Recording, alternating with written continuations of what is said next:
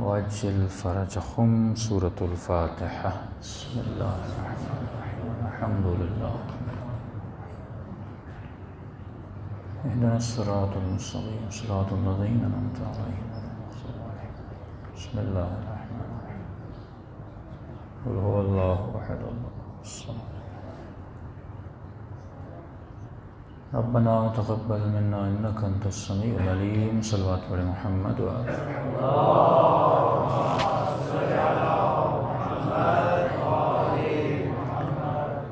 بسم الله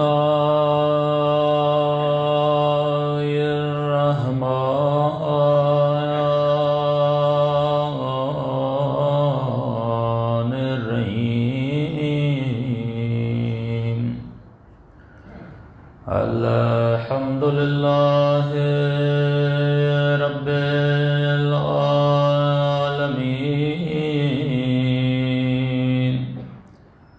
الحمد لله كما هو أهله. الصلاة والسلام على سيد المرسلين وخاتم النبيين أبي القاسم محمد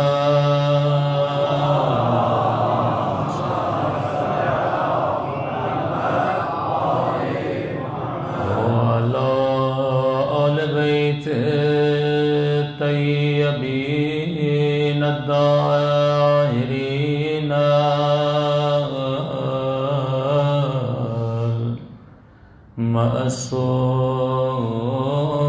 معصومين. سب مل کے دعا سرکار امام زمان. اللهم كل وليك حجة ابن الحسن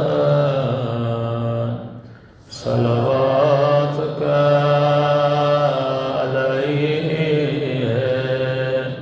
وعلى آبائه في هذه الساعة وفي كل ساعة وليا وحافظا وقائدا وناصرا ودليلا وعينا حتى تسكنه أرضك طوعا وتمتعه فيها طويلا برحمتك يا أرحم الراحمين. صلوات پڑھیں محمد.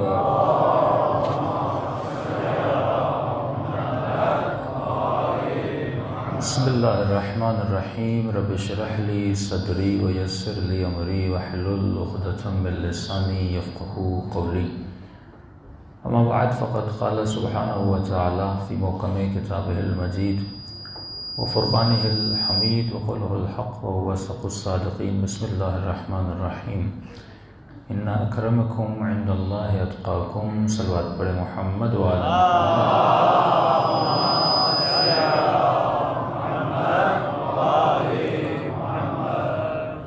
دعا کرتے ہیں کہ پروردگار عالم ہم اپنی بارگاہ میں قبول فرما دے، اور جس مقصد حیات اور زندگی کی وجہ سے اس دنیا میں آئے اس مقصد میں ہم سب کو کامیابیاں عطا فرما دیں۔ روزانہ آپ کی خدمت میں عرض کر رہے ہیں کہ انسان پیدا ہی اس مقصد کے لیے ہوا تاکہ یہ اپنی فکر کو استعمال کرے۔ جو انسان فکر استعمال نہیں کرتا، اللہ کی آواز آتی ہے اولئک کالحمار، اس انسان کی مثال اس گدھے کی طرح ہے جو اپنی پیٹھ پر کتابوں کا وزن اٹھاتا ہے۔ اس وزن کو تو یہ برداشت کرتا ہے، لیکن اسے یہ نہیں پتا کہ اس کتاب میں لکھا کیا ہے۔ کہیں ایسا نہ ہو کہ مومن زبان پر حسین کا نام لے کر گھومتا رہے، لیکن اس نام سے اسے کچھ حاصل نہ ہو۔ کہیں ایسا نہ ہو یہ قرآن پڑھتا رہے اور معصوم امام فرمائیں کہ یہی قرآن اس پر لعنت بھیجتا ہے۔ جب تک انسان غور و فکر نہ کرے، یہ فکر ہے وہ چاہے ایک لمحے کی فکر ہو، فرمایا فکر کرنا، غور کرنا 70 سال کی عبادت سے افضل ہے۔ اور تاریخ میں جتنے لوگ بھی ڈوبے ہیں وہ لوگ تھے جنہوں نے غور و فکر نہ کیا۔ ایک فکر ہوتی ہے محدود، ایک فکر ہوتی ہے طولانی۔ جب آپ سورہ حمد کے بعد سورہ بقرہ پڑھتے ہیں تو اللہ متقین کی نشانی میں سے ایک نشانی یہ بتاتا ہے کہ یؤمنون بالغیب، وہ غیب پر ایمان رکھتے ہیں۔ اس کے بعد فرماتا ہے یقیمون الصلاۃ ویؤتون الزکوٰۃ۔ جب تک ایمان غیب نہ ہو، غیب سے مراد کیا ہے؟ یعنی جو چیزیں اس نے دیکھی نہیں ہیں یہ ان پر ایمان 100% رکھتا ہے، 100% اس پر ایمان رکھتا ہے۔ اس نے محمد رسول خدا کو دیکھا نہیں ہے، لیکن اس کا ایمان ہے کہ کوئی نبی تھا جو مجھے ہدایت دینے آیا تھا۔ اس نے مولا علی کو دیکھا نہیں ہے، لیکن اس کا ایمان ہے۔ یہ ایمان تو قوی ہے کیونکہ شواہد موجود ہیں، کتابیں موجود ہیں، روایات موجود ہیں، افراد موجود ہیں، ثقافتیں موجود ہیں، ان کی قبریں موجود ہیں، تو یہاں پر پھر بھی ایمان آدمی لا سکتا ہے۔ لیکن فرمایا اس سے بڑی منزل ہے قیامت پر ایمان رکھنا، قبر پر ایمان رکھنا، ملائکوں پر ایمان رکھنا، جن جن نعمتوں کا ذکر میں نے قرآن میں کیا ان کا ایمان رکھنا۔ اب جب یہ ایمان یقین میں بدل جاتا ہے تو فرمایا اب اس مومن سے جو عمل صادر ہوتا ہے وہ عمل ایمانی عمل ہوتا ہے۔ کبھی کبھی آپ نے دیکھا ہوگا اسے ایمان کہتے ہیں، یقین نہیں کہتے۔ یقین اسے کہتے ہیں، فرمایا یقین کا مقام اولیاء کا مقام ہے، ائمہ کا مقام ہے کہ وَاعْبُدْ رَبَّكَ حَتَّى يَأْتِيَكَ الْيَقِينُ۔ لفظ حتیٰ ہے، اتنی اللہ کی عبادت کر، اتنی اللہ کی عبادت کر، تب جا کے تجھے مقام یقین ملے گا۔ یعنی جب انسان کے وجود میں تکرار آتا ہے، ریپیٹیشن آتی ہے، ایک عمل کو اتنا دہراتا ہے، اب عبادت سے مراد صرف روزہ اور نماز نہیں ہے، یعنی زندگی کو اللہ کے اسلوب کے مطابق اتنا گزار یہاں تک کہ تجھے مقام یقین حاصل ہو جائے۔ لیکن آج ہم مقام ایمان پر تو ہیں، یقین بڑا مشکل ہے۔ یقین کی منزل کیا ہے؟ ایمان کی منزل کیا ہے؟ ایمان آپ کہتے ہیں کہ لا الہ الا اللہ، کہتے ہیں کہ محمد رسول اللہ، اور یہ بھی کہتے ہیں کہ میں روز قیامت پر ایمان رکھتا ہوں، لیکن کہیں نہ کہیں زندگی میں ایک خیال سا آ جاتا ہے، ارے کہیں ایسا تو نہیں کہ کوئی قیامت ہی نہ ہو، ارے کہیں ایسا تو نہیں کوئی قبر ہی نہ ہو۔ کافی نوجوانوں کے ذہنوں میں کہتے ہیں مولانا یہ وسوسے ذہنوں میں پیدا ہوتے ہیں، ہم ان وسوسوں کا کیا کریں؟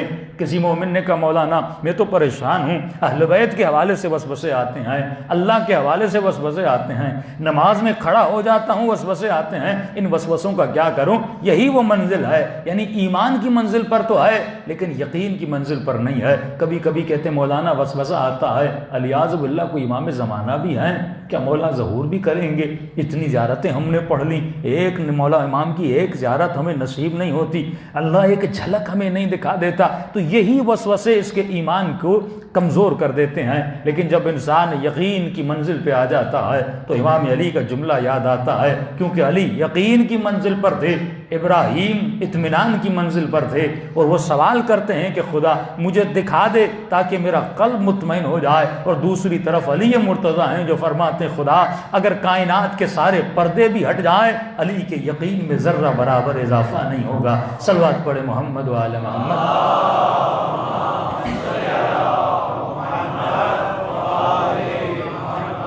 تو انسان کو اس شک کو دور کرنا ہے۔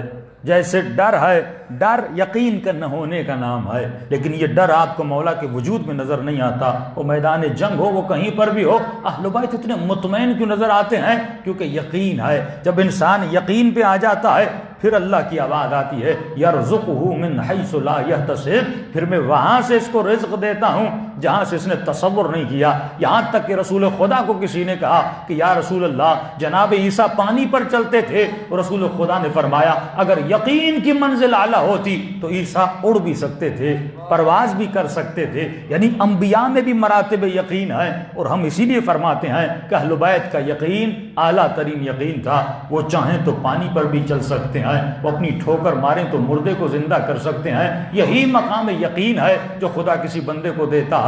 اور اہل بیت فرماتے ہیں جب تو متقی بنتا ہے اور تقوی کی منازل کو طے کرتا ہے، طے کرنے کے بعد تو ایمان کی منزل پہ آتا ہے، ایمان کے بعد میں تو یقین کی منزل پہ آتا ہے۔ جب تو یقین پہ آ جاتا ہے تیرا وجود سراسر نور سے بھر جاتا ہے۔ اب تجھے قبر پر یقین ہے۔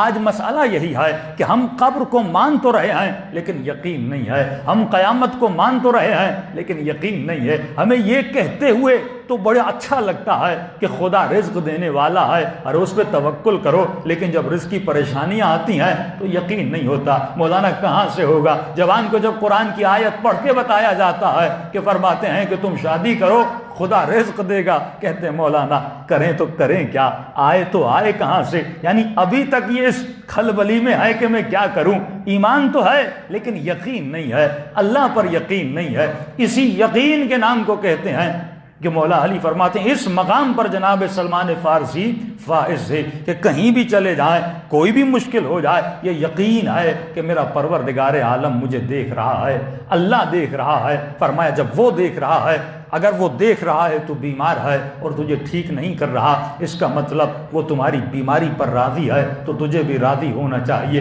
اگر تو مالدار ہے اور وہ دیکھ رہا ہے تو مالدار ہے، اگر تو فقیر ہے اور وہ دیکھ رہا ہے، جب تم اپنے ہر عمل میں خدا کو انوالو کر دو گے پھر جا کے تمہارے وجود میں یقین کے مراتب بڑھ جائیں گے۔ یہی تو جناب فاطمہ بنت اسد کے لیے ملتا ہے کہ اتنا یقین تھا جب کعبے کی دیوار کے سامنے آ جاتی ہیں اس وقت بی بی کو یقین تھا کہیں نہ کہیں سے خدا راستہ بنا دے گا، اور فرماتے ہیں یہی آیت اس کی تشریح میں ہے جب یقین اور توکل کر کے دیوار کے سامنے کھڑی ہو گئی۔ اگر کوئی عام انسان ہوتا وہ کہتا دیوار سے کوئی بھی راستہ بنتا ہے، دیوار سے بھی کوئی راستہ بنایا جاتا ہے، لیکن اللہ پر یقین تھا یہ اگر راستہ بنانے پر آئے تو کعبے کی دیوار میں بھی راستہ بنا سکتا ہے۔ صلوات پڑھے محمد و آل محمد۔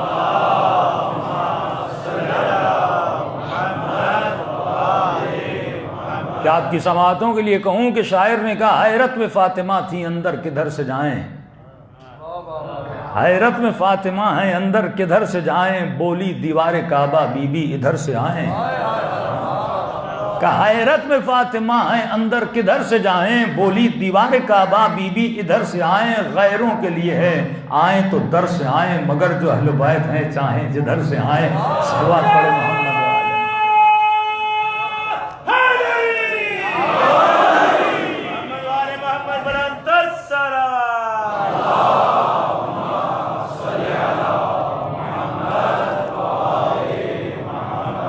یہ بھی مقام یقین ہے کہ خطیب کو پتہ ہے کہ کون سی فضیلت پڑھی جائے تو نعرہ لگے گا، کیونکہ وہ مومنوں کی مینٹلٹی کو جانتا ہے اور کن باتوں سے مجمع سو جاتا ہے۔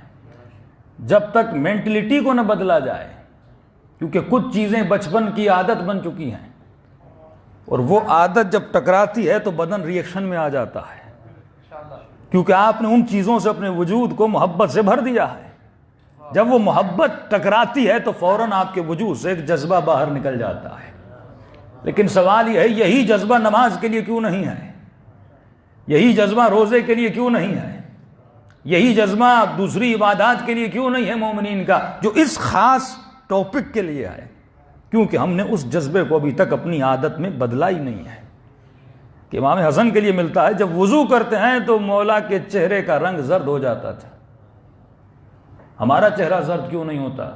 ہمارے چہرے پہ پریشانی کیوں نہیں آتی؟ عجیب روایت ہے معصوم کی. دیکھیے کبھی کبھی جب آپ روایات پڑھتے ہیں تو معصوم کا کلام امام الکلام ہوتا ہے نا. ایک شخص امام کے پاس آتا ہے اور کہتا ہے مولا کیا آپ کا شیعہ زنا کر سکتا ہے؟ امام فرماتے ہیں ہاں. کہ مولا آپ کا شیعہ غیبت کر سکتا ہے؟ امام فرماتے ہیں ہاں. کیا آپ کا شیعہ چوری کر سکتا ہے؟ امام فرماتے ہیں ہاں. انسان جائز الخطا ہے، کبھی کبھی پھسل جاتا ہے، شیطان کے دھوکے میں آ جاتا ہے، یہ کر سکتا ہے. یہ گنواتا گیا. امام کہتے رہے ہاں یہ بھی کر سکتا ہے، یہ بھی کر سکتا ہے، یہ بھی کر سکتا ہے. آخر میں اس نے کہا مولا آپ کا شیعہ جھوٹ بول سکتا ہے؟ امام نے کہا نہیں. تعجب سے کہنے لگا مولا اتنے گناہ میں نے گنوائے، آپ نے کہا ہاں کر سکتا ہے، لیکن جب میں نے لفظ جھوٹ بولا کہ آپ کا شیعہ جھوٹ بول سکتا ہے، آپ نے کہا نہیں. امام نے فرمایا جو جھوٹ بول دے وہ سب کچھ کر سکتا ہے، لیکن جو جھوٹ نہیں بولے گا وہ ان سارے گناہوں سے بچ جاتا ہے. امام نے جڑ کو ہی کاٹ دیا. فرمایا جو جھوٹ سے بچ جائے وہ سارے گناہوں سے بچ سکتا ہے. دیکھیے کہ اہل بیت کے سامنے کیا معیار ہے، ان کے تصورات زندگی کے کیا ہیں. آج ہمارے ہاں تو ایک خاص ڈے منایا جاتا ہے، کیا کہتے ہیں اس کو؟ اپریل فول. اپریل فول ہے نا، کہ خاص جھوٹ بولنے کا دن. یہ کون سی رسمیں ہیں جو ہمارے کلچر میں آ رہی ہیں؟ یہ کون سی صفات ہیں جو ہمارے وجود میں ڈھل رہی ہیں؟ میں نے کہا کہ زندگی کو اس اسلوب سے گزارنا ہے جس اسلوب سے رسول خدا نے کہا. لیکن ایک بنیاد بنا دوں، میں آگے بڑھوں کہ عرض کر چکا کہ رسول خدا نے خواب دیکھا کہ رسول کے ممبر پر بندر چڑھ رہے ہیں. وہ نبی جو ہمیشہ مسکرایا کرتے تھے، ان کے چہرے پر صحابہ فرماتے ہیں ہم نے مسکراہٹ نہیں دیکھی. اس کے بعد وحی پروردگار عالم نازل ہوئی. وَإِذْ قُلْنَا لَكَ إِنَّ رَبَّكَ أَحَاطَ بِالنَّاسِ وَمَا جَعَلْنَا الرُّؤْيَا الَّتِي أَرَيْنَاكَ.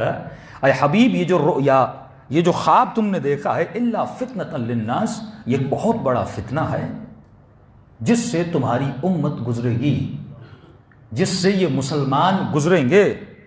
وَالشَّجَرَةَ الْمَلْعُونَةَ، اے حبیب یہ فتنہ ایک ملعون درخت کا فتنہ ہے، یہ فتنہ ایک ملعون نسل کا فتنہ ہے، یہ فتنہ ایک ملعون شجرہ کا فتنہ ہے. فی القرآن جس کا ذکر ہم نے قرآن میں کیا، وَنُخَوِّفُهُمْ فَمَا يَزِيدُهُمْ إِلَّا طُغْيَانًا. تو یہ کیا سمجھتا ہے کہ ہم ان کو ڈراتے نہیں ہیں، ہم ان کو خوف نہیں دلاتے؟ ہم اس شجرہ ملعونہ کو ڈراتے ہیں، اسے خوف بھی دلاتے ہیں، لیکن ہمارا خوف دلانا ان کے ڈر میں اضافہ نہیں کرتا، بلکہ ان کی طغیانی اور بڑھتی جاتی ہے، بلکہ ان کی نافرمانی اور بڑھتی جاتی ہے. جتنا تم ان کو ہدایت کے لیے بلاؤ گے اتنا یہ ضد کر کے تمہارے سامنے کھڑے ہو جائیں گے، کیونکہ اس شجرے کی فطرت میں ہے کہ یہ فتنے بپا کرے، اس نسل کی فطرت میں ہے یہ فتنے بپا کرے. لیکن فرمایا اے حبیب تجھے گھبرانے کی ضرورت نہیں ہے، کیونکہ ہم نے اس کے مقابلے میں ایک اور شجرہ بنایا. یہ سورہ بنی اسرائیل میں ذکر، اب سورہ یہ نور میں ذکر ہو رہا ہے کہ ہم نے ایک اور شجرہ بنایا ہے جو شجرہ اس کے مقابلے میں آئے گا. اور اس شجرے کا ذکر بھی سورہ یہ نور میں ہو رہا ہے کیونکہ شجرہ بھی نورانی شجرہ ہے. جو شجرہ شجرہ مبارکہ ہے، فرمایا جو شجرہ شجرہ زیتونیہ ہے. کیونکہ مجالس یہاں بھی اور میں اس کے بعد جہاں پڑھتا ہوں دونوں میرے پیج پہ آ رہی ہیں، تو مجھے تھوڑا بہت ڈفرنٹ مٹیریل دینا پڑتا ہے تاکہ لوگوں کے لیے ریپیٹیشن نہ ہو. میں نے وہاں پہ ایک چھوٹی سی مثال دی تھی، میں نے کہا مسلمان قرآن تو پڑھتا ہے لیکن قرآن پہ غور نہیں کرتا، فکر نہیں کرتا. فکر کرے تو مطالب ملے. قرآن کے سطوح ہیں، ایک میسج ہے عوام الناس کے لیے، ایک میسج ہے خواص کے لیے، ایک میسج ہے جو زیادہ فکر کرتے ہیں اور عرفاء کے لیے. ہر کسی کو کوئی نہ کوئی میسج قرآن دے رہا ہے، لیکن وہ تب ہو جب قرآن سے تمسک ہو. تمسک کا مطلب ہی اپنی زندگی گزارو قرآن کے مطابق. صبح اٹھو قرآن پڑھ کر، رات کو سو جاؤ قرآن پڑھ کر، تھوڑی بہت روزانہ تفسیر قرآن تو پڑھو۔ وہ کون سا مومن ہے جس نے پوری زندگی میں ایک تفسیر قرآن کمپلیٹ کی ہو؟ وہ چاہے شیعہ ہو یا سنی ہو، دونوں میں یہ مسئلہ ہے۔ کم مولویوں کو زیادہ سنتے ہیں، قرآن کم پڑھتے ہیں، ہم مفتیوں کو زیادہ سنتے ہیں، قرآن کم پڑھتے ہیں۔ قرآن انسان کے وجود میں توحید کو لانا چاہتا تھا، بت پرستی کو توڑنا چاہتا تھا، لیکن اسی مسلمان نے بتوں کو تو توڑا لیکن شخصیات کو بت بنا دیا، ممالک کو بت بنا دیا، اپنے مذاہب کو بت بنا دیا، اپنے مولویوں کو بت بنا دیا۔ اب یہ اس کی پرستش میں چلا گیا۔ یہ سوچ شیعوں میں نہیں ہونی چاہیے کہ مولانا میں فلاں مولانا کا فین ہوں، میں فلاں مولانا کا فین ہوں۔ ہمیں نہ رنگ دیکھنا ہے، نہ لباس دیکھنا ہے، تمہیں یہ دیکھنا ہے کون حق کی بات کر رہا ہے۔ حق کی بات اگر کسی غیر کے منہ سے بھی نکلے تم ایکسیپٹ کرنا، یہ قرآن کا میسج ہے۔ یہ سوچ کہاں سے آئی کہ یہ میرا مولوی ہے، یہ تیرا مولوی ہے، یہ میرے مذہب کا ہے، یہ میرے سیکٹ کا ہے؟ یہ سوچ تو قرآن کی تھی نہیں۔ اگر ایسا ہوتا تو پورا مکہ رسول خدا کو نہ مانتا۔ انہوں نے نبی پر ایمان لایا جنہوں نے یہ نہیں دیکھا یہ کون ہے، انہوں نے دیکھا یہ بات سچ کہہ رہا ہے یا نہیں کہہ رہا۔ جب تو مع الصادقین سچوں کے ساتھ رہو، تجھے یہ دیکھنا ہے کہ حق کی بات کہاں پہ ہو رہی ہے۔ جہاں پر حق کی بات ہو رہی ہے فرمایا تجھے حق کی معیت میں جانا ہے، حق کے ساتھ جانا ہے، کیونکہ خدا حق پر ہے اور وہ ہمیشہ کس کا ساتھ دیتا ہے؟ حق کا ساتھ دیتا ہے۔ اب اس شجرے کا ذکر ہو رہا ہے سورہ نور میں۔ فرمایا ایک شجرہ ہے جو شجرہ ملعونہ ہے، جو شجرہ زیتونیہ ہے۔ قرآن میں کچھ آیتیں محکم ہیں، کچھ آیتیں متشابہ ہیں۔ محکم آیتیں جو ہر کسی کو سمجھ آتی ہیں، نماز قائم کرو، روزہ رکھو، جنگ کرو، یہ کرو۔ لیکن کچھ آیتیں ہیں جو متشابہ ہیں، جن میں سے یہ سورہ نور کی ایک آیت ہے کہ ایک شیشی ہے، اس کے اندر دو نور ہیں، نور کے اوپر نور ہے۔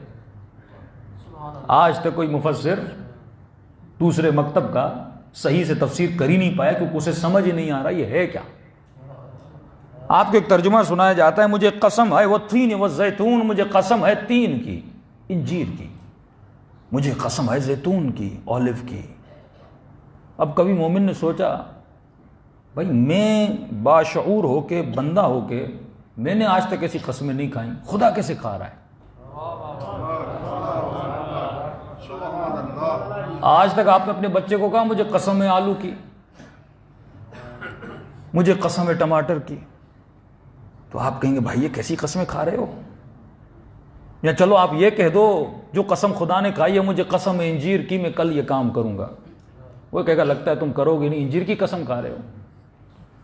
اور وہ خدا جو عقل کل ہے، وہ خدا جو حکیم و مدبر ہے، وہ کیسے حکمت کے بغیر کوئی ایسی قسم کھائے گا؟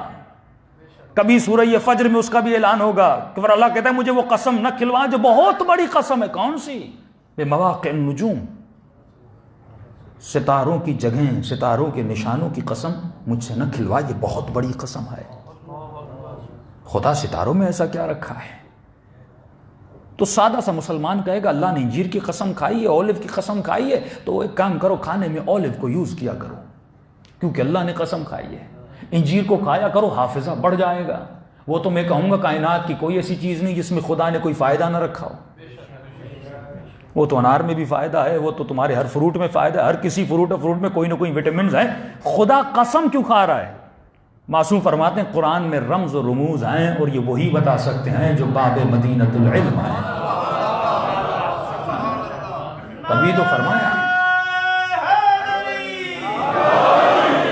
تبھی تو فرمایا انی تارکم فیکم الثقلین کتاب اللہ و عطرتی اہل بیتی۔ یہ حدیثیں آج ہر کوئی مولانا اسحاق سے لے کر تمام تر اہل سنت میں جو محقق ہیں یہ سنا رہے ہیں کہ نبی خدا فرما کر گئے اور فرمایا یا رسول اللہ فما العطرہ، آپ کی عطرت کون ہے؟ میں کل بھی بتا چکا۔ فرماتے میری عطرت حسن و حسین ہے، میری عطرت علی ہے، میری عطرت سیدہ فاطمہ الزہرا ہے، یہ میری عطرت ہے۔ ما ان تمسکتم بہما، اگر تم نے ان کے دامن کو پکڑے رکھا۔ یہ کیوں فرما رہے ہیں کہ میرے بعد گمراہ نہیں ہوگے؟ اس کا مطلب گمراہی کا اندیشہ تھا، تبھی نبی فرما رہے ہیں کہ گمراہ نہیں ہوگے، کبھی گمراہ نہیں ہوگے اگر تمہارے ہاتھ میں یہ دونوں رہے، یعنی قرآن پڑھ اور قرآن کی تفسیر اس سے پوچھ جس پر قرآن نازل ہوا۔ جس کے گھر میں قرآن نازل ہوا وہ تجھے بتا سکتے ہیں قرآن کی تفسیر کیا ہے. جا باب مدینۃ العلم. کیا یہ حدیثیں ہماری بنائی ہوئی ہیں؟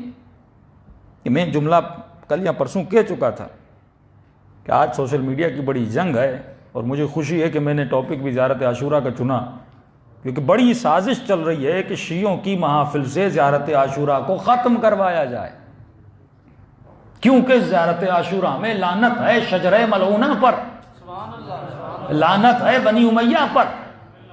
اس کو روکنا چاہ رہے ہیں. کبھی آپ نے سوچا اتنا زور کیوں سعودی عرب دیتا ہے کہ یزید پہ لعنت نہ بھیجی جائے؟ کیونکہ ان کی بنیاد ہے ایک بنیاد عدالت صحابہ کی، وہ بنیاد یزید کی لعنت سے ٹوٹ جاتی ہے. کیونکہ جب ہر اہل سنت کا بچہ جو ابھی بھیج بھی رہا ہے، لیکن یہ سعودی کی سوچ آ رہی ہے، اور میں نے سنا آج بھی پنڈی سے عمر ابن عبد العزیز ہے، کون ہے بدبخت، اس نے بھی بیان دیا ہے کہ یزید کو رحمت اللہ علیہ کہو. کیوں یزید کا اتنا دفاع کیا جا رہا ہے؟ یہ یزید کا دفاع نہیں، یہ بنو امیہ کا دفاع ہے. کیونکہ ہر عقل مند سوچتا ہے کہ اگر یزید پر لعنت ہے اور یزید نے یہ کام کیے تھے تو اس کی سوچ میں خیال آتا ہے پھر یزید کو یزید بنایا کس نے تھا؟ امام زیارت عاشورہ میں انسان کو سوچ تک لے جانا چاہتے. یہی مسلمان قرآن پڑھتا ہے. اتحاد بین المسلمین کا مطلب یہ نہیں کہ آپ حقائق کو چھپائیں. ہمارے علماء فرماتے ہیں اتحاد بین المسلمین کریں، اس کا مطلب کیا ہے؟ اس کا مطلب یہ ہے کہ اہل سنت کے مقدسات کو برا بھلا نہ کہا جائے، گالیاں نہ دی جائیں. لیکن اس کا مطلب یہ نہیں کہ علمی مباحث کو چھوڑا جائے. علمی بحث کریں، بٹھائیں، کتابوں کے حوالے دیں، یہ آپ کی کتاب میں، یہ آپ کی کتاب میں، یہ میری کتاب میں. کیونکہ علمی بحث سے شعور بڑھتا ہے، لیکن جھگڑوں سے، گالی گلوچ سے نفرتیں بڑھتی ہیں. جب علمی بحث ہوتی ہے تو کئی لوگ اور بن جاتے ہیں. کتنے میٹھے انداز میں نے کہا کہ وہ ایک مومن کہہ رہا تھا مولانا اتنا عمر ابن سعد بدبخت تھا اور امام حسین اس سے بات کیسے کرنے گئے. عجیب روایت ہے، 1.5 گھنٹہ امام خود گئے ہیں اور بڑے میٹھے انداز میں، بڑے اچھے انداز میں. میں نے کہا جب مولا عمر ابن سعد سے ملنے گئے تھے اس وقت وہ گنہگار نہیں تھا، ابھی اس نے خطا کی نہیں تھی، اس وقت اور زیادہ گنہگار تھا، کیونکہ وہ راستہ روک بھی چکا تھا، پانی کو بند بھی کر چکا تھا. اس منزل تک عمر ابن سعد نے کچھ بھی نہیں کیا تھا. کیا تمہیں مولا علی کا جملہ یاد نہیں جب مولا نے ابن ملجم کو کہا کہ تو میرا قاتل بنے گا کہ علی ابھی سزا دیجئے؟ امام نے فرمایا اہل بیت کے اصولوں کے خلاف علی مجرم کو جرم سے پہلے سزا نہیں دیتے. کئی سوال کرتے مولانا جب پتا تھا رسول خدا کو یہ نہیں کیا، سب رسول خدا کو علم غائب تھا تو یہ کیوں نہیں کیا؟ وہ حکم ظاہر کے پابند ہیں. یعنی ایک یہاں پہ نمازی اور متقیوں میں کچھ کا گلا کاٹ دو تو آپ کے مولانا یہ تو نمازی ہے، میں کہوں نہیں مجھے علم غائب ہے یہ آگے جا کے یہ کرے گا، میں اس کا پابند نہیں ہوں. ہمیں انتظار کرنا ہے، انسان کے اعمال کو دیکھنا ہے. تبھی معصومین فرماتے ہیں ہمیشہ دعا کیا کرو اے خدا مجھے عاقبت بخیری نصیب کر، کہ ایمان سے دنیا میں آیا ہوں اور ایمان پر دنیا سے چلا جاؤں. صلوات پڑھے محمد و آل محمد.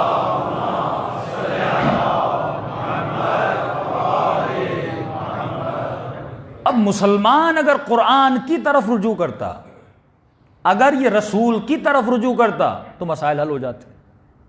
ہم بن گئے شخصیت پرست.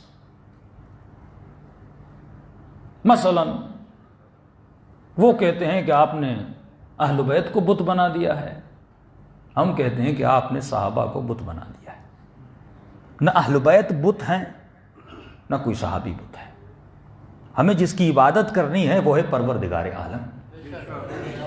لیکن میں ایک عاقلانہ سوال اور ایک عاقلانہ دلیل دینا چاہتا ہوں. وہ دلیل یہ ہے کہ اگر مجھے کسی کی تعریف کرنی ہے تو میں تعریف کس کی کروں؟ ہاں؟ اب نبی کے اصحاب بھی ہیں، ازواج بھی ہیں، اولاد بھی ہیں، تمام طرح. مجھے کسی صحابی کی فضیلت پڑھنی ہے، کسی زوجہ کی فضیلت پڑھنی ہے، نبی کے کسی بھی بیٹے کی فضیلت پڑھنی ہے، میں رجوع کہاں کروں گا؟ محل رجوع ہے قرآن، محل رجوع ہے خود ذات رسول اکرم. یہاں پہ ایک مس انڈرسٹینڈنگ ہو گئی. وہ یہ ہوا کہ اگر میں امیر شام کے فضائل پڑھ رہا ہوں تو میں یہ نہیں کہہ رہا رسول خدا نے کیا کہا، میں کہتا ہوں امیر شام کے لیے عبداللہ ابن مسعود نے کیا کہا. میں یہ کہتا ہوں کہ جناب ابابکر کے لیے جناب عمر نے کیا کہا، جناب عمر کے لیے جناب عثمان نے کیا کہا، مولا علی کے لیے طلحہ نے کیا کہا، اور طلحہ کے لیے زبیر نے کیا کہا۔ اس بیچ میں رسول کہیں نظر ہی نہیں آتے، اس بیچ میں خدا کہیں نظر ہی نہیں آتا۔ مجھے تو یہ دیکھنا ہے کہ علی کے بارے میں رسول نے کیا کہا، مجھے تو یہ دیکھنا ہے امیر شام کے لیے رسول نے کیا کہا، مجھے تو یہ دیکھنا ہے بنی امیہ کے لیے آل سعود کیا کہہ رہا ہے، یہ تو میرا مطلب ہی نہیں ہے۔ لال مسجد کا مولوی کیا کہہ رہا ہے، یہ تو میرا لینا دینا ہی نہیں ہے۔ مجھے تو یہ دیکھنا ہے کس نسل کی رسالت تعریف کر رہی ہے اور کس نسل پر رسالت لعنت بھیج رہی ہے۔ میرے لیے معیار کون ہے، رسول ہے۔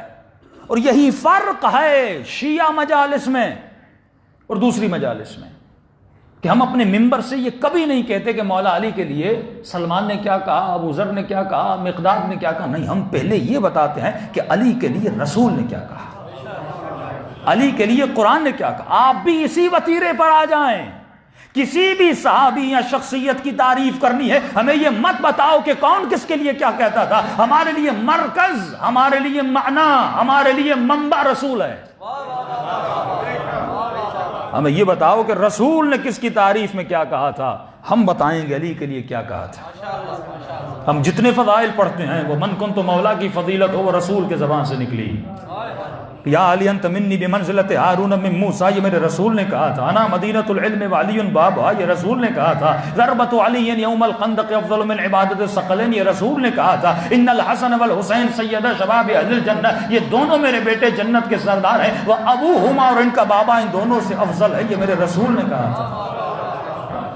جب ہم فضائل علی پڑھتے ہیں تو قرآن سے بیان کرتے ہیں کہ آئے انما یرید اللہ لیذھب عنکم الرجس اہل البیت بتا رہی ہے، یہ فضیلت رسول نہیں خدا بیان کر رہا ہے۔ رکوع میں زکوٰۃ کی حالت زکوٰۃ میں زکوٰۃ خیرات دینے والے جو فضیلت بیان کر رہی ہے، یہ پروردگار عالم بیان کر رہا ہے۔ آئے مباہلہ میں جو علی کو نفس رسول قرار دیا جا رہا ہے، یہ پروردگار عالم بیان کر رہا ہے۔ ارے مسلمان، جب تو قرآن کی طرف رجوع کرے گا، جب تو رسول کی طرف رجوع کرے گا، تجھے وہی دین ملے گا جو دین نبی سکھانے کے لیے آئے تھے۔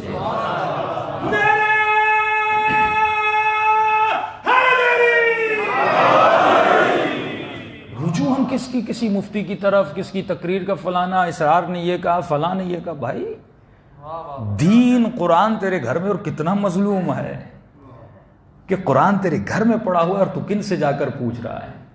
تو فضیلت اگر ڈھونڈنی ہے، اور یہ لفظ غلوف کہ یہ غالی وہ غالی، اچھا غلوف کی صفت شیعہ میں آئے پھر بھی بری، غلوف کی صفت کسی اہل سنت میں ہے پھر بھی بری، کیونکہ ہمارا جھگڑا تو ہے صفات سے، ذات سے نہیں۔ اگر حاتم طائی سخی ہے تو اس کی بیٹی کا احترام امام کرتے ہیں۔ کافر تھا لیکن اس کی بیٹی کا احترام کیا، مولا کو مولا یہ تو کافر تھا، بیٹی کا کہا کیونکہ سخی تھا، صفت الہی میں مبتلا تھا۔ اب سخاوت ضعیف بھی ہے، قوی بھی ہے، کہ ہم قوی ترین مرتبے پر ہیں، لیکن وہ بھی سخی تھا، اس میں صفت سخاوت تھی۔ اہل بیت نے احترام کیا کیونکہ اس نے خود کو صفت الہی میں ڈال دیا تھا۔ احترام صفت کا، لعنت یزید پہ نہیں ہے، یزید کی صفات پر ہے۔ امام معیار بنا رہے مثلی لا یبایع مثل یزید، مجھ جیسا، یہ نہیں کہا حسین، نہیں، یہ تو امر مہا، میں کہتا ہوں یہ سوچ بھی کیسے سکتے ہو کہ حسین یہ کہتے میں یزید کی بیعت نہیں کروں گا، کہنے کی ضرورت تھی کیا؟ حسین کر سکتے تھے، یہ تو امر محال تھا۔ جب حسین کے بابا نے نہیں کی تو حسین کیسے، یہ تو سوچنا بھی محال تھا کہ حسین بیعت کرتے۔ امام نے فرمایا میں تو دور کی بات، تاریخ میں اور قیامت تک جو حسین جیسا ہوگا کبھی یزید جیسوں کی بیعت میں جا ہی نہیں سکتا۔ جنگ صفت ہے کہ تمہارا کردار کیسا ہے۔ یہ لعنت اس کے پیکر پہ تو ہے کیونکہ پیکر نے گناہ کیا، لیکن اصل میں لعنت ہے فکر یزید پر، صفت یزید پر۔ میرے عزیز، جب یزید پیدا ہوا اپنی ماں کی گود میں تھا، کیا گنہگار تھا؟ ویسا ہی جسم جیسے ایک بچے کا جسم ہوتا ہے، وہی ہاتھ، وہی ٹانگیں، وہی آنکھیں، یہی جسم بڑا ہوا جیسے میرا جسم بڑا ہوا۔ میرے جسم میں اور اس کے جسم میں فرق کیا تھا؟ وہی جسم ہے، لیکن جسم کو عزت مل رہی ہے اس فکر کی وجہ سے، جو فکر وہ اپناتا ہے، اور یزید کو ذلت مل رہی ہے اس فکر کی وجہ سے جس فکر کو یزید نے اپنایا تھا۔ تو جنگ ہے فکر یزید سے، اور سلام ہے فکر حسین پر۔ وہ فکر جو مظلوم کی مدد کرتی ہے، وہ فکر جو پیاسوں کو پانی پلاتی ہے، وہ فکر جو بے لباس کے بدن پہ لباس پہناتی ہے، وہ فکر جس میں اتنا احساس ہے، اپنے اصولوں پہ کمپرومائز نہیں کرتی، جس فکر کو پتا ہے دشمن لڑنے کے لیے آیا ہے، لیکن حسین فرماتے عباس سب کو پانی پلا دے، کیونکہ وہ مقام یقین پر تھے، کیونکہ اسے اپنے رب پر بھروسہ تھا۔ عزیزو، اسی فکر کو اپنانا ہے، اسی فکر کو وجود میں ڈالنا ہے، لیکن یہی غلو کی بات نکلی ہے تو مثال دے دوں۔ ابھی یہ ریسنٹلی کلپ آیا جب کسی شیعہ ذاکر نے ایک جملہ کہا اور اس کے مد مقابل ایک غلو کا کلپ آیا اور کہا کہ تم امیر شام کی بات کرتے ہو۔ امیر شام کے لیے عبداللہ ابن مسعود یہ فرماتے ہیں کہ جو گھوڑا امیر شام نے رسول کی مدد میں دوڑایا تھا اور دوڑتے دوڑتے زمین سے جو دھول اٹھی تھی اور اس گھوڑے کے ناک میں گئی تھی اور اس ناک سے جو گندا پانی نکلا تھا، وہ پانی بھی اویس قرنی سے افضل ہے۔ یہ غلو نہیں تو کیا ہے؟ یہ شخصیت پرستی نہیں تو کیا ہے کہ تم ایک حیوان کے ناک کے پانی کو افضل قرار دے رہے ہو اس شخص کے جس کے لیے رسول فرماتے مجھے اس کی خوشبو آ رہی ہے۔ انسان کی عزت یہ ہے کہ تم یہ عزت کر رہے ہو، اس مقام پہ گر گئے۔ بات دونوں طرف ہے، اور ایک طرف ایک شیعہ ذاکر بھی تھا، برائے نام شیعہ تھا، وہ بھی تقریر کر رہا تھا، اور والعادیات ضبحا فالموریات قدحا، اس کی تفسیر بیان کرتے کرتے کہنے لگا وہ گھوڑا جس پر علی سوار تھے اور اس کی ناک سے جو پانی نکل رہا تھا، یہ قم اور مشہد کی گلیوں میں گھومنے والے مولویوں سے افضل ہے۔ جب آدمی اناد پہ آ جاتا ہے نا، دشمنی پہ، پھر اپنی تفسیر کرتا ہے، پھر یہ غلو آپ کو یہاں بھی نظر آتا ہے، یہ غلو آپ کو وہاں بھی نظر آتا ہے۔ یہ صفت بری ہے، چاہے شیعہ میں ہو یا چاہے سنی میں ہو۔ تو جنگ صفت سے ہے نا، یہی صفت وہاں بھی آ رہی ہے، یہی صفت یہاں بھی آ رہی ہے۔ عقل و شعور نہیں ہے کہ تم کس سے موازنہ کر رہے ہو۔ جب انسان مقام پستی پہ آ جائے، جب اس کے عقل پر تعصب کے پردے ڈل جائیں، تو آپ دیکھتے ہیں اس کی زبان سے ایسے جملے نکلتے ہیں۔ تب امام فرماتے ہیں مومن بولنے سے پہلے 100 بار سوچا کر، کیونکہ تمہارے الفاظ ایک معاشرے میں فتنہ بنا دیتے ہیں۔ یہی لفظ ہے جو قتل کروا دیتا ہے، یہی لفظ ہے جو غیبت کرواتا ہے، یہی لفظ ہے جو رشتوں کو توڑ دیتا ہے۔ ایک لفظ ہے جب انسان بولتا ہے تو نکاح کا رشتہ قائم ہوتا ہے، اور ایک ہی لفظ انسان بولتا ہے اس کے طریقے سے طلاق کا رشتہ قائم ہو جاتا ہے۔ تو اے انسان، یہ لفظ ہیں تو زندگی میں سوچا کر تمہارے منہ سے الفاظ کون سے نکل رہے ہیں۔ تب امام فرماتے ہیں کہ ہمارا چاہنے والا ہر گناہ کر سکتا ہے لیکن جھوٹ نہیں بول سکتا، کیونکہ زبان جب گناہ کرنے لگے تو ایک جھوٹ کے اوپر دوسرا جھوٹ بولتا ہے اور اپنے دفاع کے لیے بولتا جاتا ہے، یہاں تک کہ خود کو جہنمی بنا دیتا ہے۔ یہی زبان تھی کہ امام سجاد فرماتے ہیں مجھے تلوار نے اتنے زخم نہیں دیے، مجھے نیزوں نے اتنے زخم نہیں دیے، ارے شامی اور کوفیوں کے پتھروں نے اتنے زخم نہیں دیے جتنا یزید کے لفظوں نے ہمیں زخم دیے، جتنا شمر کے لفظوں نے ہمیں زخم دیے۔ تو عزیز، اپنے لفظوں کا احترام کیا کر اور خیال کیا کر کن لفظوں کو سنتا ہے اور کون سے لفظ تمہاری زبان سے ادا ہوتے ہیں۔ صلوات پڑھے محمد و آل محمد۔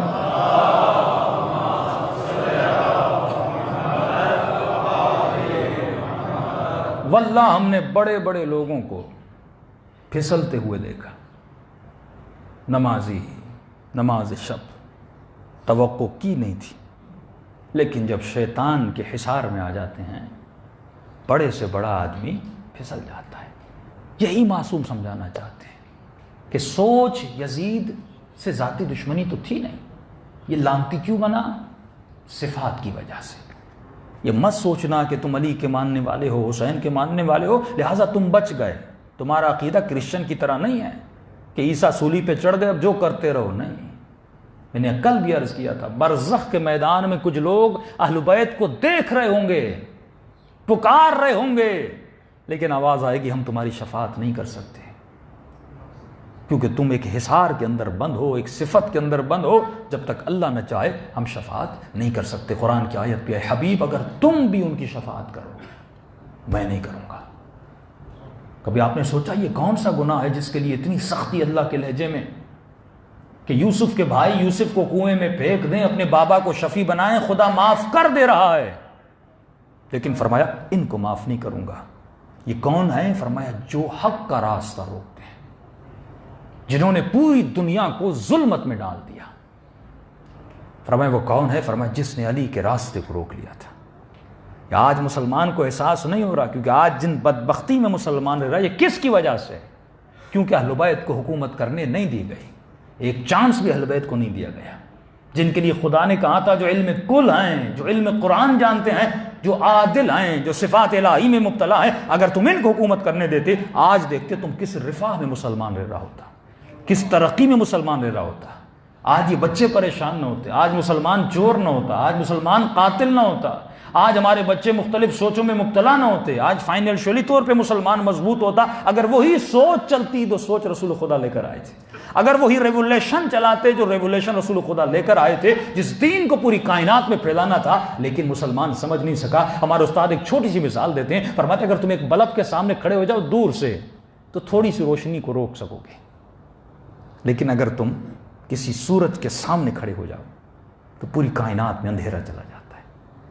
جب سورج گرہن ہوتی ہے، جب چاند سورج کے سامنے آتا ہے، پوری کائنات میں اندھیرا ہوتا ہے۔ فرمایا یہ وہ گناہ ہے، ایک انسان ایک بلب کے سامنے رک جاتا ہے، وہ تھوڑا سا روشنی کو روک لیتا ہے، لیکن ایک وہ ہے جو سورج کے سامنے رک جاتا ہے، جو چاند کے سامنے آ جاتا ہے، وہ پوری کائنات کو ظلمت میں ڈال دیتا ہے۔ تبھی ان پر لعنتیں ہیں، کیونکہ یہ حسین کا راستہ روک رہے تھے، حسن کا راستہ روک رہے تھے، علی کا راستہ، اور اس کے روکنے سے انہوں نے پوری کائنات کو ظلمت میں ڈال دیا۔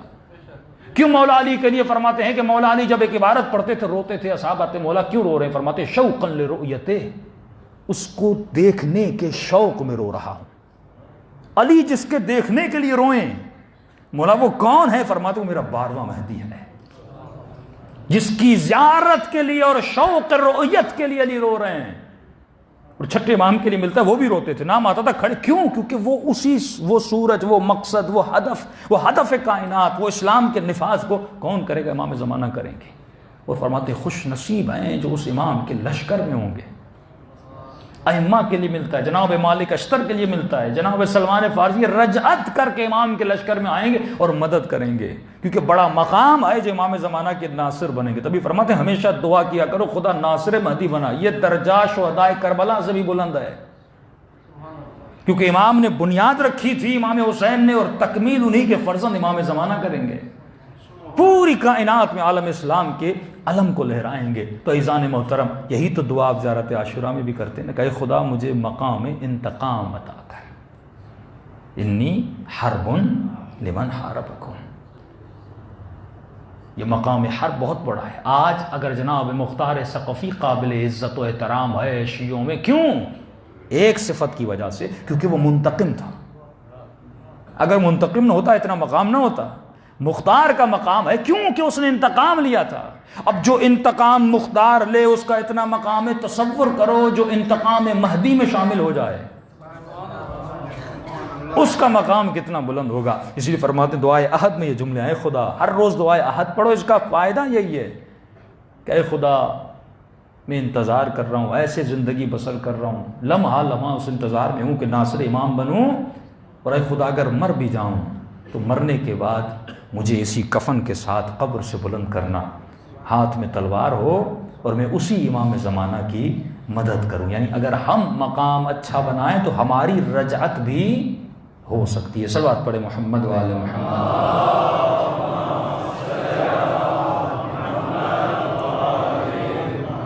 تو فرما یہ شجرہ ملعونہ ہے، یہ وہ شجرہ ہے جس پر اللہ کی لعنت ہے، جس کا ذکر آپ کو زیارت عاشورہ میں ملتا ہے۔ وآل زیاد، وآل مروان، وہ بنو امیہ، ان کی نسلیں جو ہیں وہ فتنہ پھیلائیں گی، تباہ کریں گی، اور انہوں نے کائنات کے سورج کو روک لیا تھا، انہوں نے ہادیوں کو قید و بند میں ڈالا، ایک ایک نبی کی نسل کے بیٹوں کو جیل میں ڈالا، صرف بیٹوں کو نہیں ان کی بیٹیوں کو۔ اس کے لیے اشرا پڑھا جانا چاہیے کہ سادات پر، آل رسول پر کتنا ظلم ہوا۔ اس پر تھوڑا بہت محمد علی مرزا نے بات کی ہے لیکن اس کو کھولا نہیں ہے کہ ایک ہی قید میں، ایک ہی زندان میں ایک ہی چھوٹے کمرے میں 40 سیدانیوں کو قید کیا جاتا تھا۔ تاریخ لکھتی ہے کہ تن پہ لباس نہیں ہوتا تھا، نماز پڑھنے کے لیے ایک ایک خاتون لباس بدلتی تھی تاکہ نماز پڑھ سکے۔ حاکم جب سوتا تھا تو اس کے بستر کے اطراف پہ وہ شخص کہتا ہے جب میں گیا، یہ منتصر اور ان کے زمانے میں، تو میں نے کٹے ہوئے کان دیکھے، ہر کان پر ایک نام لکھا ہوا تھا۔ جب میں نے اس سے پوچھا یہ کن کے نام ہیں، فرمایا یہ سیدوں کے نام ہیں۔ یہ شخص کہتا ہے میں جلادی کا کام کرتا تھا، مجھے قتل کے لیے بھیجا گیا۔ جب میں اس زندان میں داخل ہوا، ہر کمرے میں 20 جوان تھے، ان کے آنکھوں پہ پٹیاں باندھی ہوئی تھیں، چہرے مجھے نظر نہیں آ رہے تھے۔ میرا کام تھا گردنوں کو کاٹنا، اور میں کاٹتا گیا۔ جب ایک کمرے میں پہنچا تو 20 جوان تھے، ان 20 میں ایک بوڑھا تھا، لیکن بوڑھے کی آنکھوں پہ پٹی نہیں تھی، عمر رسیدہ تھا۔ جب اس کی گردن کاٹنے لگا، اس نے کہا کاٹنے والا تجھے پتا ہے تو کن کی گردنیں کاٹ رہے ہو؟ میں نے کہا مجھے نہیں پتا، مجھے بتایا گیا ہے قیدی ہیں، باغی ہیں۔ تو اس نے کہا جن کی گردنیں کاٹ کے آئے ہو اور ابھی جس کی گردن کاٹ رہے ہو، جس نبی کا کلمہ پڑھ رہے ہو، یہ انہی کی اولادیں ہیں۔ یہ ذکر میں کل کی مجلس میں کروں گا حوالوں کے ساتھ، اور مجھے خوشی ہے کہ میں نے ایک حوالہ محرم میں دیا، اور کل ہی میں نے کلپ دیکھا محمد علی مرزا نے بھی اس کا حوالہ دے دیا ہے۔ تو یہ اچھا ہوتا ہے کہ اس کی ویریفیکیشن وہاں سے بھی آ رہی ہے، ورنہ یہ حوالے وہ بتاتے نہیں ہیں۔ تو ساری چیزیں موجود ہیں کہ سادات پہ کتنا ظلم ہوا، کیونکہ شجرہ ملونہ کی ڈیوٹی تھی، تب بھی تھی، اب بھی ہے۔ آج بھی آپ دیکھیں، وہ پارا چنار ہو، وہ یمن ہو، وہ عراق ہو، وہ شام ہو، پکڑ کے مارا جاتا ہے۔ نام حسن ہو تو مارا جاتا ہے، شناختی کارڈ چیک کیا جاتا ہے، اگر اس کا نام آل رسول کے نام سے ملتا ہے تو قتل کیا جاتا ہے۔ مجھے سمجھ نہیں آتی، مسلمان ہو کے نبی کی نسل سے دشمنی، جس کا کلمہ پڑھے اسی سے دشمنی۔ یہ وہ پردے ہیں تعصب کے کہ اللہ کی آواز آتی ہے، انسان جب فکر نہ کرے وہ اپنی جہنم خود کھودتا ہے، وہ اپنے اوپر ظلم خود کرتا ہے۔ تو سورہ یہ نور میں آواز آئی کہ میں نے کہا والتین والزیتون۔ جب معصوم سے پوچھا گیا مولا یہ قسم ہلکی سی قسم ہے، خدا کیسے لے سکتا ہے کسی پھل اور پودوں کی قسمیں؟ امام فرماتے ہیں یہ ہلکی قسم نہیں ہے، یہ بہت بھاری قسم ہے۔ فرمایا تم نے تین کو پہچانا نہیں، زیتون کو پہچانا نہیں۔ وہ تین سے مراد حسن ہے،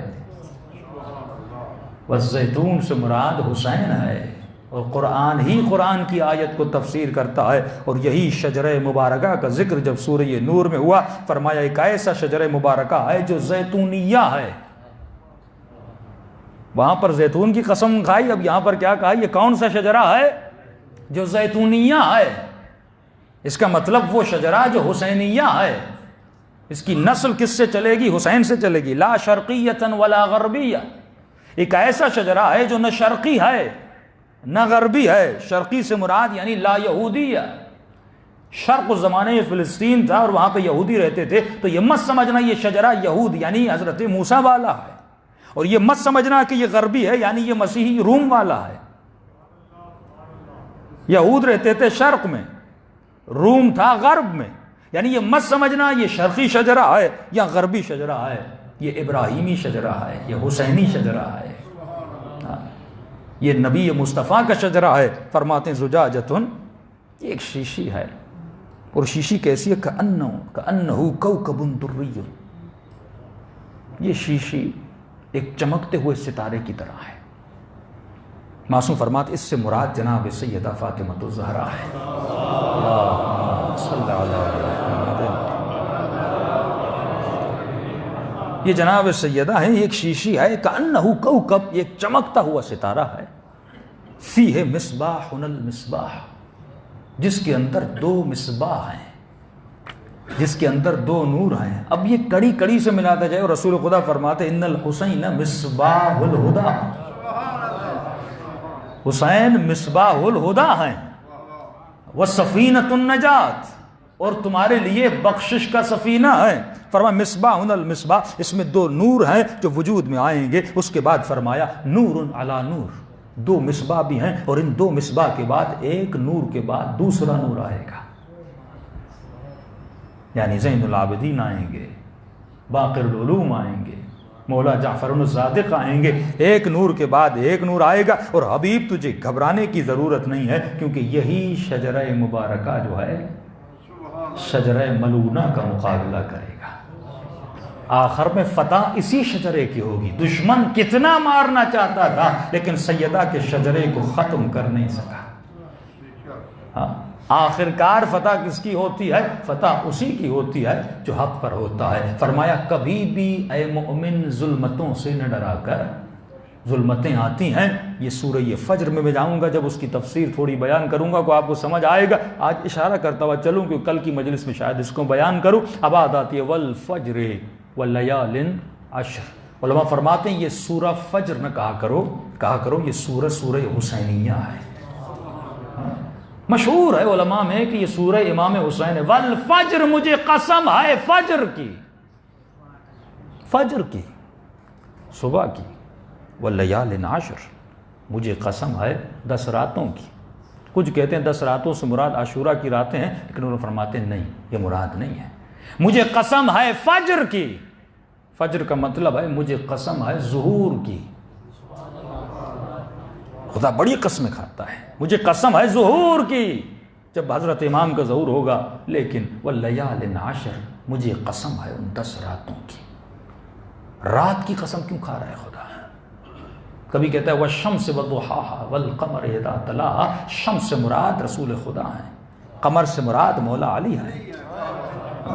تلاہا جو ایک دوسرے کے بعد، تالی کہتے ہیں جو فوراً اس کے بعد آئے۔ اس شمس کے بعد قمر آئے گا، یعنی اس شمس کے بعد علی مرتضیٰ آئیں گے۔ فرمایا مجھے قسم ہے فجر کی، واللیال عشر، مجھے قسم ہے 10 راتوں کی۔ یہ 10 راتیں کیا ہیں؟ فرمایا من الحسن الی الحسن، ایک حسن سے لے کر دوسرے حسن تک، مولا حسن سے لے کر آخری امام زمانہ کے والد امام حسن عسکری تک۔ مجھے قسم ہے حسن سے لے کر حسن تک کی، جن کا زمانہ راتوں میں گزرے گا، اندھیروں میں گزرے گا، جن کے زمانے کے رہنے والے ظلمت میں اپنا وقت گزاریں گے، اندھیروں میں گزاریں گے، ظلم میں گزاریں گے، جب ظلم کا سایہ ہوگا۔ لیکن اللہ کہتا ہے گھبرانے کی ضرورت نہیں، کیونکہ ان راتوں کے بعد ایک فجر آنے والی ہے۔ تمہیں اس فجر کا انتظار کرنا ہے، جب وہ فجر ہوگی ساری تکلیفیں، ساری مصیبتیں، سارے امتحانات، شیعہ تو اس وقت کے انتظار میں ہے نا کہ کب آتی ہے، تب وہ اپنے سارے غصے، ساری تکلیفیں دنیا کو بتائے گا کہ ابھی تک اگر ہم نے صبر کیا تھا تو اسی ظہور کے لیے صبر کیا تھا، کہ ایک دن آئے گا جب منتقم خون حسین ابن علی آئے گا۔ اور یہ بات یاد رکھیے، معصوم کا کلام ہے، جب امام کا ظہور ہوگا شیعہ تو خوش ہوں گے، لیکن فرماتے ہیں سب سے زیادہ جن کے وجود میں تکلیف ہوگی وہ ہوں گے جنہوں نے اہل بیت کا راستہ روکا تھا، ان کے راستے پہ چلے تھے۔ کیونکہ وہ یہ سمجھ رہے تھے ہم حق پر آئیں، لیکن جب امام آئیں گے ان کو پتا چلے گا کتنی بڑی نعمت سے ان لوگوں نے ہمیں روک لیا تھا۔ جب ایک علی کا بیٹا حضرت مہدی اتنا بڑا کام کر سکتا ہے تو علی کو کام کرنے دیا جاتا، تو آج مسلمان کا معاشرہ کیسا ہوتا؟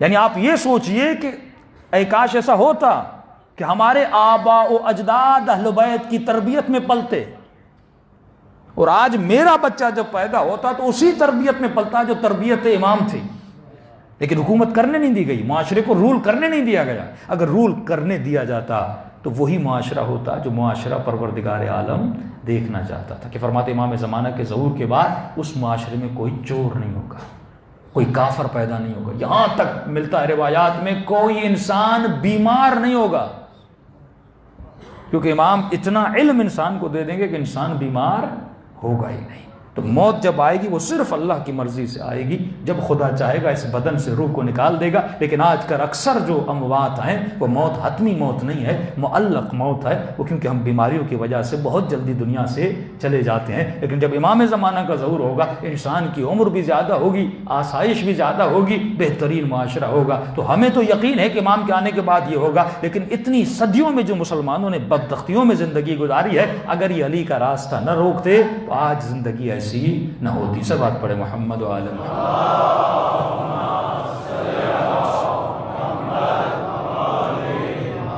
تو عزیز و انسان کو سوچنا چاہیے، فکر کرنی چاہیے کہ میں دنیا میں آیا کیوں تھا، کس مقصد کے لیے آیا تھا۔ امام فرماتے ہیں جوان سے پوچھو زندگی کیسے گزری، کہے گا خواب کی طرح، بوڑھے سے پوچھو خواب کی طرح، فرمایا جو زندگی خواب کی طرح گزر جائے۔ اے انسان، یہ خدا تجھے بار بار نشانیاں دیتا ہے۔ کبھی تو آئینے کے سامنے جاتا ہے اور اچانک دیکھتا ہے داڑھی کا ایک بال سفید ہو گیا، سر کے بال سفید ہو گئے، اور فوراً تیرے ذہن میں خیال آتا ہے ارے سفید ہو گیا، اس کو کالا کر دوں۔ خود کو دھوکہ کیوں دیتا ہے؟ یہ نشانی ہے اللہ کی طرف سے کہ تو موت کے قریب جا رہا ہے۔ مولانا گھٹنوں میں تکلیف ہے، عزیز یہ تکلیف نہیں ہے، یہ گھٹنے بتا رہے ہیں ابھی قبر میں اترنے کا وقت قریب ہے۔ تو کتنا بھی رنگ کر لے، خود کو جوان کر دے، لیکن جسم کو جوان نہیں کر سکتا۔ اس کو بڑھاپے کی طرف جانا ہی جانا ہے، اس کو قبر کی طرف جانا ہی جانا ہے۔ تو اس سے پہلے کہ تجھے زبردستی لے جایا جائے تو خود استقبال موت کے لیے تیار ہو جا، تو خود موت کو سینے سے لگانے کے لیے تیار ہو جا کہ اے خدا میں تیار ہوں جب بھی ملک الموت آئے۔ اتنا اپنے عمل سے مطمئن ہو جا، اور شوقاً لرؤیتہ، اس موت کے لیے شوق پیدا کر، کیونکہ جب تیرے مولا نے کہا یہ موت موت نہیں میری زیارت کا نام ہے، تو شوق زیارت پیدا کر اور تیاری پیدا کر، خود کو دھوکے میں نہ ڈال۔ اور یہی پیغام حسین کربلا میں دے رہے ہیں، یہی پیغام مولا علی 19 کی رات دے رہے ہیں کہ فزتو برب الکعبہ۔ اتنے القابات علی کو ملے، لیکن یہ جملہ مولا نے کہیں پر نہیں کہا۔ سیدہ سے شادی ہوئی، حسنین کے بابا بنے، خیبر و خندق کتنے فضائل ملے، لیکن یہ نہیں کہا علی اس دن کامیاب ہوا۔ فرمایا جب سر پہ ضربت لگی، مقام شہادت ملا اور ملاقات خدا کے لیے جانے لگے، تو فرمایا علی آج کامیاب ہو گیا۔ تو ہماری کامیابی یہی ہے کہ اپنے معاد، اپنی قبر، اپنے برزخ کے لیے محنت کریں، اور جب موت آئے تو خوشی خوشی اس دنیا سے جائیں کہ خدایا میں نے زندگی ایسے ہی بسر کی جیسے اہل بیت نے بسر کی۔ اللہم اجعلنی محیای محیا محمد وآل محمد ومماتی ممات محمد وآل محمد۔ حیات میں نے اہل بیت والی گزاری، ممات میری اہل بیت جیسی قرار دے۔ صلوات پڑھے محمد وآل محمد۔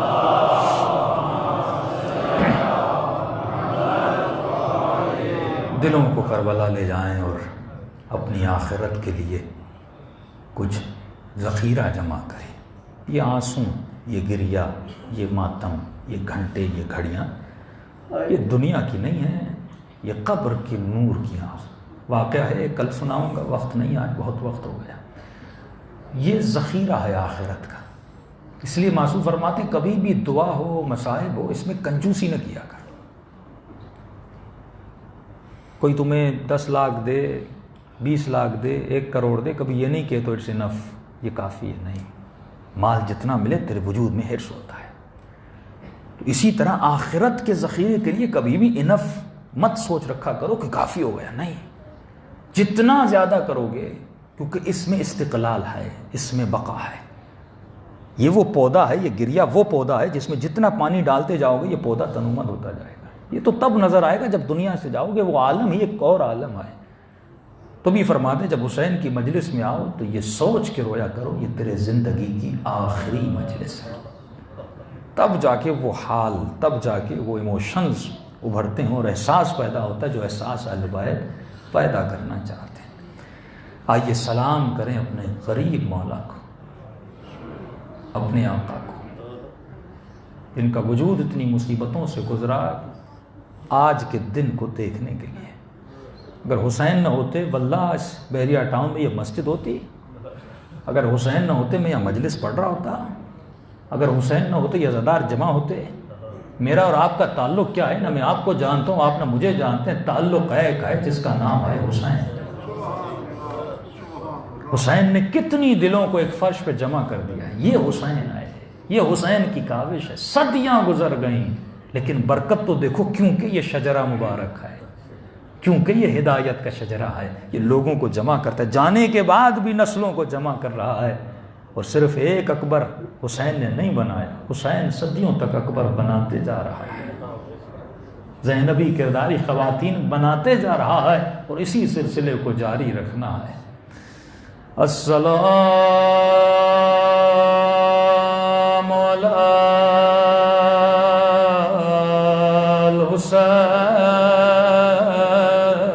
الحسین وعلی علی ابن الحسین وعلی اولاد الحسین وعلی اصحاب حسین کی صدا بلند ہو السلام علی الحسین وعلی علی ابن الحسین وعلی اولاد الحسین وعلی اصحاب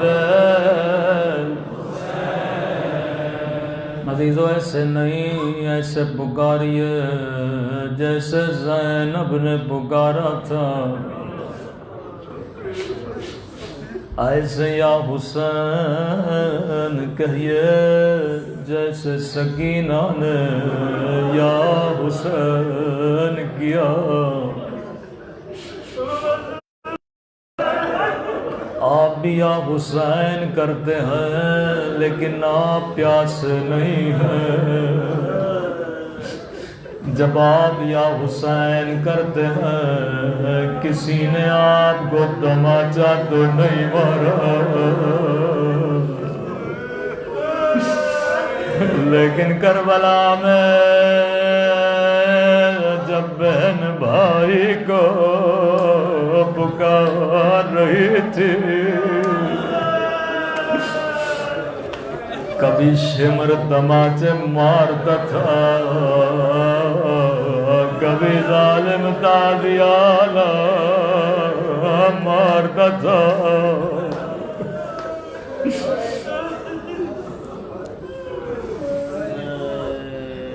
میرا دل کر رہا ہے کہ میں بی بی زینب کے مذاق پڑھوں،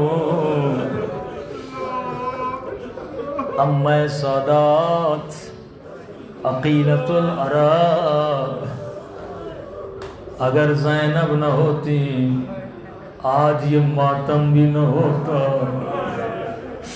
اگر بی بی نہ ہوتی آج تیرے بچوں کے دلوں میں حسین کی محبت بھی نہ ہوتی۔ سنو گے یہ بی بی کتنی صابرہ تھی۔ فضہ فرماتی ہیں خیمے میں جس بھی شہید کا لاش آتا تھا حسین سب سے پہلے زینب کو بلاتے تھے۔ جب قاسم کا لاش آیا فرمایا بہن زینب ماں کو نہ بتانا،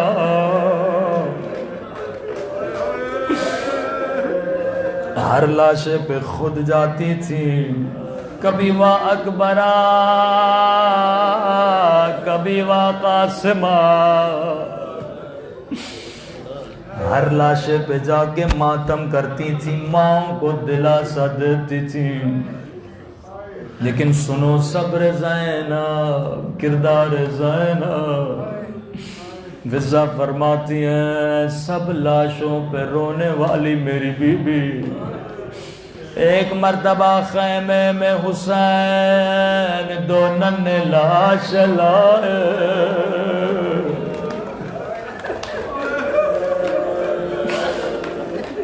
میری مائیں بہنیں بہتر سمجھ سکتی ہیں۔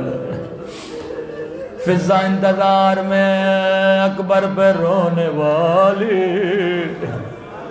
قاسم پہ رونے والی، اب بچوں پہ بھی روئے گی۔ بڑا انتظار کیا لیکن زینب نظر نہیں آئی۔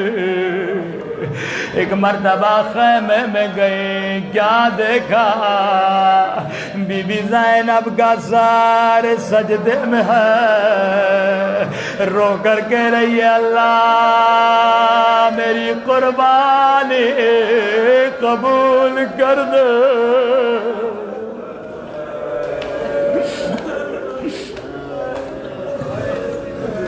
لیکن خیمے سے باہر نہیں آئی، بچوں پہ گریا نہیں کیا۔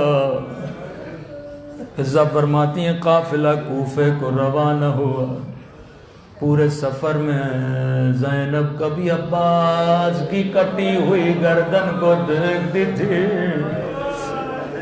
بڑی حسرت سے کہتی تھی عباس تیری آنکھیں بند کیوں ہے؟ عباس ذرا آنکھوں کو کھولو، ذرا میرے کھلے سر کو دیکھو۔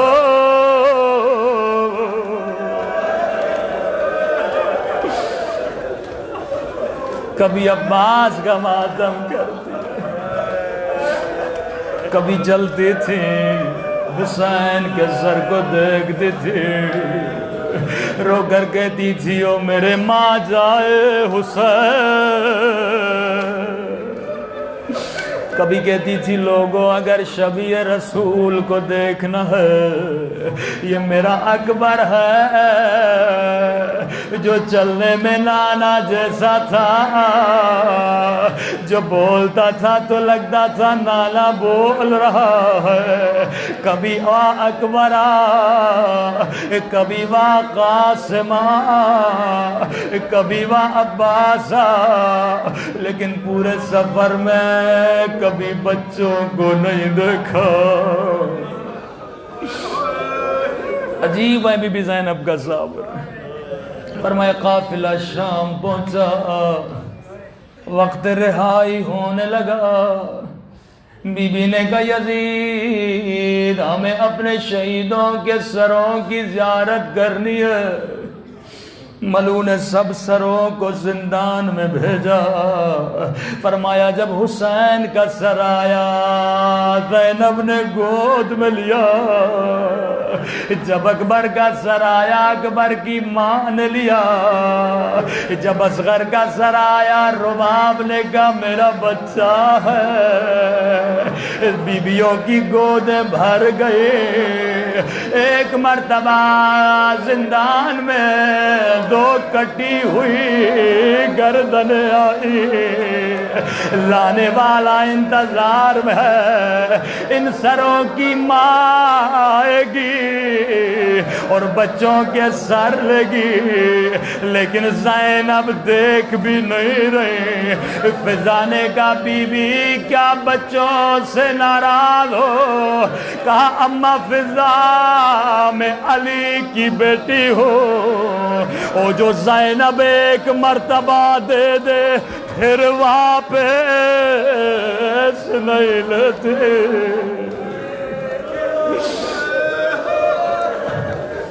فضا کہتی ہے میں آگے بڑھی، میں نے کہا مجھے دو، یہ میرے بچوں کے سر ہے۔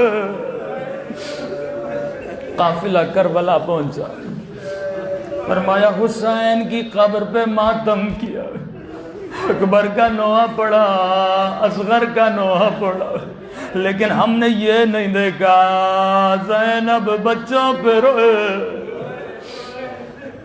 آزادہ رو کربلا سے قافلہ مدینے پہنچا۔ جب مدینے سے قافلہ گیا تھا اکبر موجود تھے، حسین موجود تھے، عباس موجود تھے، لیکن جب مدینے پہنچا لٹا ہوا قافلہ۔ بی بی زینب نے کہا میں کہیں نہیں جاؤں گی۔ فرمایا سب سے پہلے نانا کے روزے پہ جاؤں گی۔ بیویوں کو کہا بیویوں باہر رکو، میں اکیلی جاؤں گی۔ ایک مرتبہ نانا کے روزے میں گئے، بی بی نے روزے کے دروازوں کو بند کیا، بڑی حسرت سے نانا کی قبر کو دیکھا، عجیب جملہ کا فرمایا، نانا نانا بڑی دور سے آئی ہوں، پوچھو گے نہیں زینب کیا لائی ہو؟ ایک مرتبہ بی بی نے چادر اتاری، کلائیوں سے کپڑا ہٹایا، کلائیاں قبر پہ رکھی، او نانا تیری امت نے چادر چھینی، او نانا میری کلائیوں پہ نشان دیکھو۔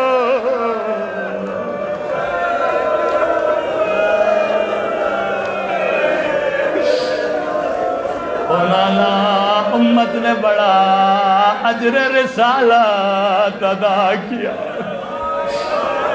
نانا میرا حسین مارا گیا، نانا میرا اکبر مارا گیا، او نانا میرا عباس مارا گیا۔ فضا فرماتی ہیں نانا کی قبر سے باہر آئی، اب سیدہ زینب سیدھا جنت البقیع گئے، اماں کی قبر پہ بیٹھی، لیکن فضا فرماتی ہیں کوئی بڑا مصائب نہیں پڑھا، کوئی شکایت نہیں کی، بس ایک کام کیا کہ اماں وہ کرتا لائی ہوں جو تو نے ہاتھوں سے سیا تھا، ایک مرتبہ خون بھرا کرتا اماں کی قبر پہ رکھا، عجب نہیں زلزلہ آیا ہوگا، رو کر کہا اماں تو نے کرتا برداشت نہیں کیا، ارے میں نے 70 قدموں سے او ظالم کو حسین کے سینے پہ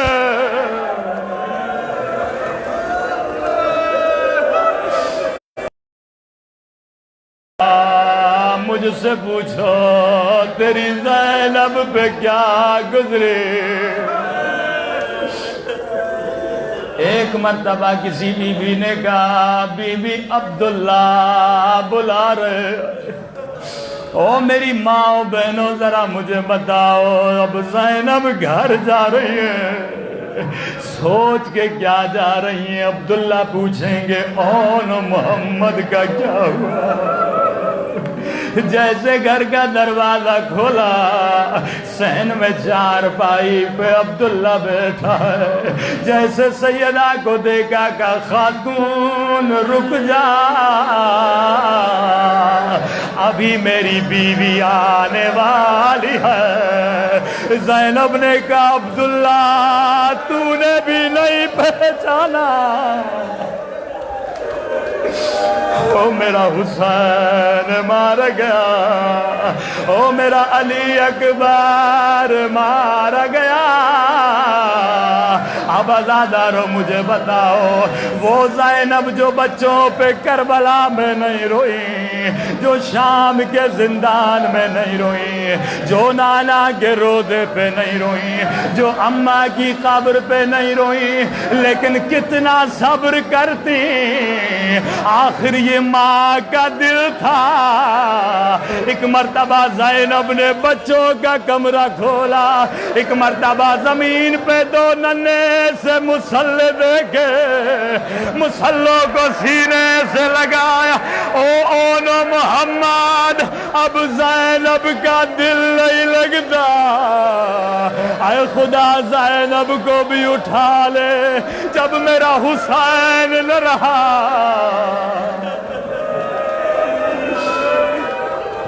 جب میرا علی اکبر نہ رہا، اے خدا تجھے سیدہ زینب کی مصیبت کا واسطہ ہمارے مولا اور آقا امام زمانہ کا ظہور فرما، ہم سب کو مولا کے آوان و انصار میں شریک فرما، ہم سب کے صغیرہ کبیرہ گناہ معاف فرما، جو مومنین بیمار ہیں ان کو شفاء کاملہ عاجلہ نصیب فرما، ہم سب کو شہداء کربلا میں محشور فرما۔ ہماری قبر اور برزخ کے سفر کو آسان فرما۔ پروردگار ہم سب کو زبان ذاکر عطا فرما، بدن صابر عطا فرما، دل شاکر عطا فرما، عقل سالم عطا فرما۔ ربنا تقبل منا انک انت السمیع العلیم۔ ماتم حسین